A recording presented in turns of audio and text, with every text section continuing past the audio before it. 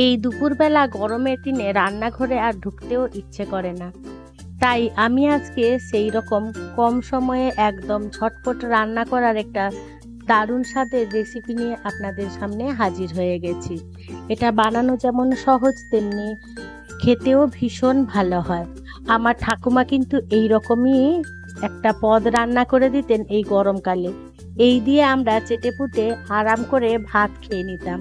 সেই রেসিপিটি আপনাদেরকে আজকে করে দেখাবো। খুব কম সময়ে সামান্য উপকরণ দিয়ে খুব সহজেই বানিয়ে ফেলা যায়। বন্ধুরা, আপনারা তো মাছের অনেক রকম রেসিপি বানিয়েছেন বা খেয়েছেন, তবে আমার মতন করে যদি একবার এই মাছের রেসিপিটি বানান, আশা করছি আপনাদের ভীষণ ভালো লাগবে। যে সকল বন্ধুরা আমার এই ভিডিওটি দেখছেন তাদের কাছে অনুরোধ রইল আমার এই রেসিপিটি সম্পূর্ণ দেখার জন্য, যাতে কিনা কোনো স্টেপ মিস না হয়ে যায়। নমস্কার বন্ধুরা, ইজি কুক চ্যানেলে আপনাদের সবাইকে স্বাগত জানাই। চলুন শুরু করছি।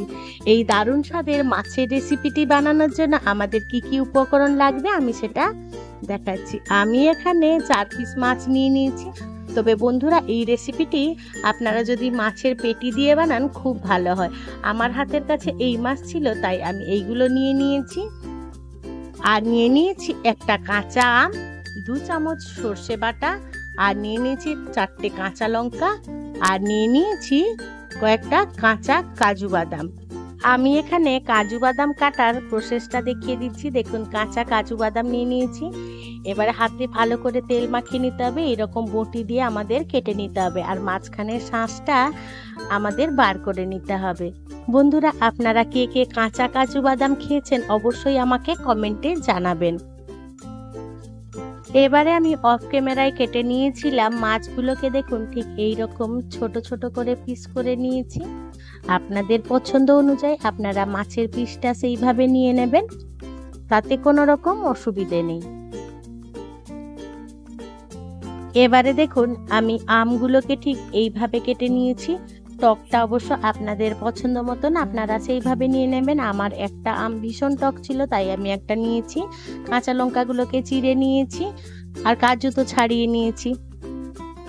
এবারে আমি রান্নার জন্য একটা বড় স্টিলের ডেচকি নিয়ে নিয়েছি। ডেচকির মধ্যে প্রথমে আমি কেটে রাখা মাছগুলো আমি দিয়ে দেবো। এবারে দিয়ে দিলাম তরকারির স্বাদ মতো নুন, পরিমাণ মতন হলুদ গুঁড়ো, আর দিয়ে দেবো সামান্য একটু চিনি। দিয়ে দিলাম কাঁচা লঙ্কাগুলো চিড়ে নিয়েছিলাম সেগুলো, কাঁচা কাজু দিয়ে দিলাম। এবারে দিয়ে দেবো কেটে রাখা আমগুলো। এবারে দিয়ে দেবো 1 চামচ মতন কাঁচা সর্ষের তেল।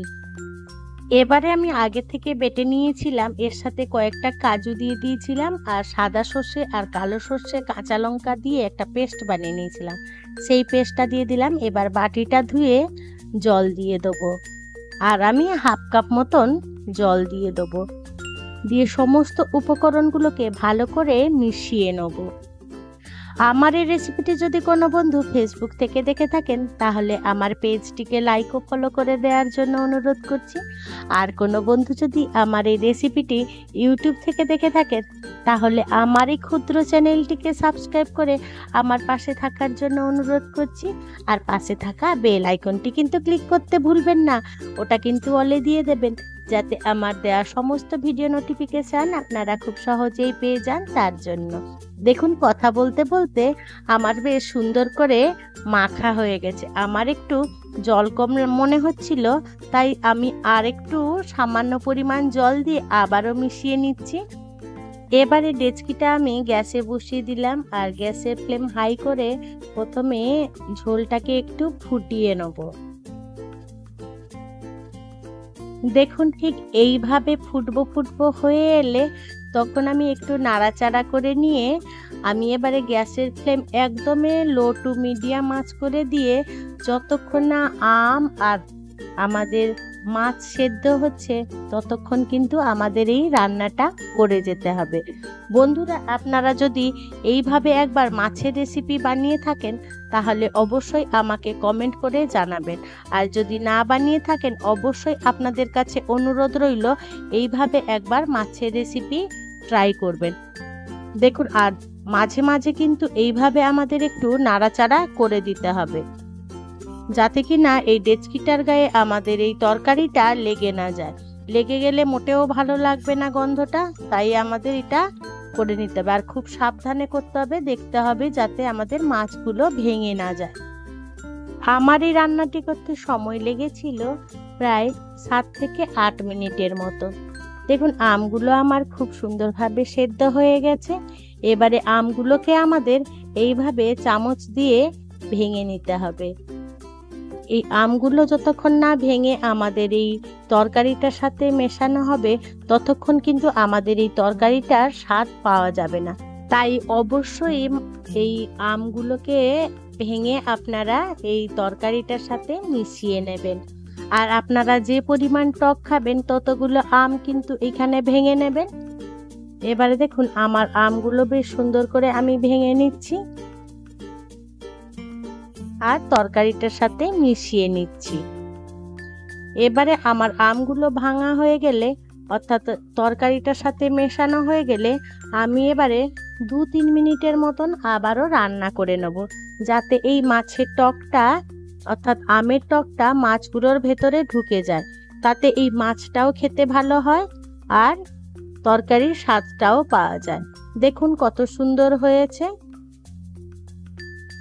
এবারে আমি উপর থেকে 2 চামচ মতন কাঁচা সর্ষের তেল দিয়ে দিলাম। এই কাঁচা সর্ষের তেলের ফ্লেভারটা কিন্তু তরকারির স্বাদটা কিন্তু দুর্দান্ত হবে। তাই আপনারা এই কাঁচা সর্ষের তেলটা স্কিপ করবেন না মোটেও। কাঁচা সর্ষের তেলটা দিয়ে আমি আবারও আলতো হাতে আরও একটু নাড়াচাড়া করে মিশিয়ে নিলাম। বন্ধুরা, আজকে আমার এই রেসিপিটি আপনাদের কেমন লাগলো সেটা কিন্তু কমেন্টে জানাতে একেবারেই ভুলবেন না। যদি কোনো অংশে একটুও ভালো লেগে থাকে তাহলে ছোট্ট একটা লাইক করে দেবেন। আপনাদের এই ছোট্ট ছোট্ট লাইক আমাকে অনেক ইন্সপায়ার করে নিত্য নতুন রেসিপি বানানোর জন্য। আর যদি খুব বেশি ভালো লেগে থাকে তাহলে বন্ধু বান্ধব কিংবা প্রিয়জনদের সাথে শেয়ার করে তাদেরও দেখার সুযোগ করে দেবেন। দেখুন কত সুন্দর হয়েছে। আর আপনাদের কাছে অনুরোধ রইল, আপনারা অবশ্যই এই রেসিপিটি একবার ট্রাই করবেন। আমি একটু ঝোল ঝোল অবস্থায় এটা গ্যাসের ফ্লেম অফ করে দিয়েছিলাম, স্ট্যান্ডিং টাইমের মতন রেখে দিয়েছিলাম। দেখুন কতটা গাঢ় হয়ে গেছে। আপনারা অবশ্যই একটু ঝোল ঝোল অবস্থায় এটা নামিয়ে ঠান্ডা করবেন।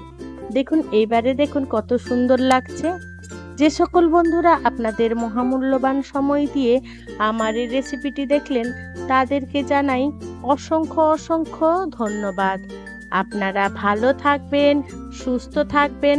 দেখা হবে পরের কোনো নিত্য নতুন রেসিপিতে।